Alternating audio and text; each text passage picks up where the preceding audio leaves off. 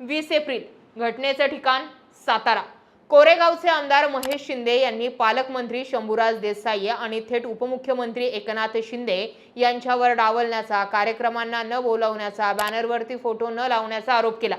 एकनाथ शिंदे यांच्या सातारा दौऱ्याच्या सभेला महेश शिंदे गेले नाहीत। त्यांनी जिल्ह्यात शिवसेनेची ताकद नसल्याचंही म्हटलं आणि भाजपशीच आपली पूर्वीची जवळीक असल्याचं सांगून शिंदेंचाच आमदार काल उलटल्याचं दर्शन झालं।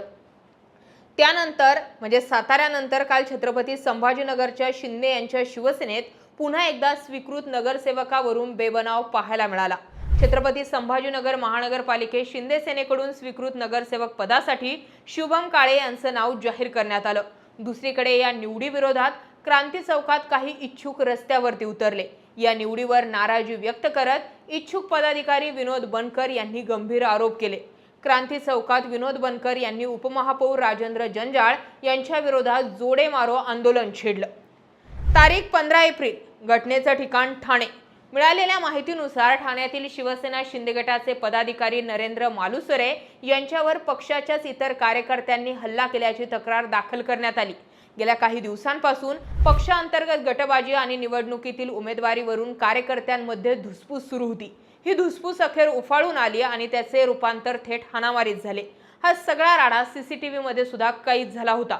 कार्यकर्तेच एकमेकांना मारहाण करत असल्याचं स्पष्टपणे दिसतं। आता साताऱ्याबद्दल थोडंसं विश्लेषणात्मक बोलूयात। शंभूराज देसाई, मकरंद पाटील आणि इतर नेत्यांवरती साध्या वेशातील पोलीस कर्मचाऱ्यांनी मारहाण केल्याचा आरोप हा मागच्या महिन्यात झाला। देसाईंनी मला 100 पोलिसांनी मारलं असं विधान केलं।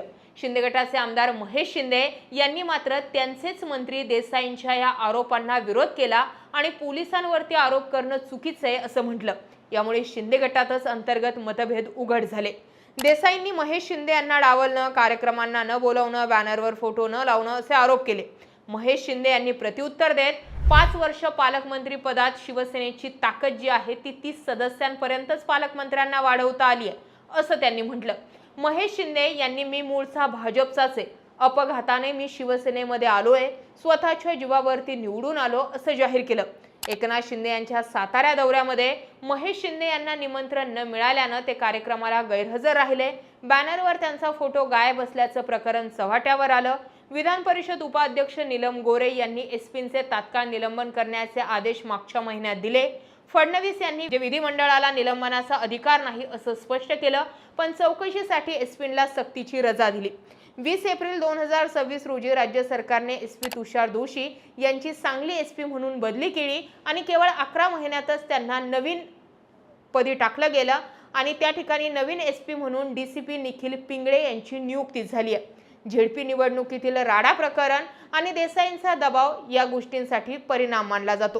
आताच्या या सगळ्या घटनांची जी मी तुम्हाला टाइमलाईन सांगितली, यावरून एकटे महेश शिंदे म्हटले की मी मूळ भाजपचाच कार्यकर्ता आहे, मी अपघातानं शिंदे गटात आलोय आणि म्हणून महेश शिंदेंसारखा साधा आमदार सध्या एकनाथ शिंदेंना थेट नडतोय।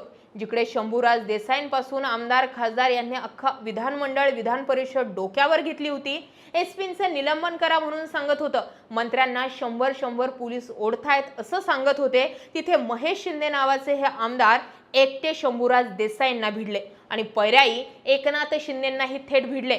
ते निवडून तर शिंदे गटाच्या तिकिटावर आले, मात्र तरीही थेट एकनाथ शिंदेंना ओपन चॅलेंज देऊन सांगतात की मी अपघातानं शिंदे गटात आलेलो आहे, इथे मुळात शिवसेनेची काही ताकदच नाहीये, निवडून आलोय तुम्ही माझ्या जीवावर। इतकं काही बोलण्याची ताकद जी महेश शिंदेंची झाली आहे ती तुम्हाला असं वाटतं की ही फडणवीसांच्या वरद हस्ताशिवाय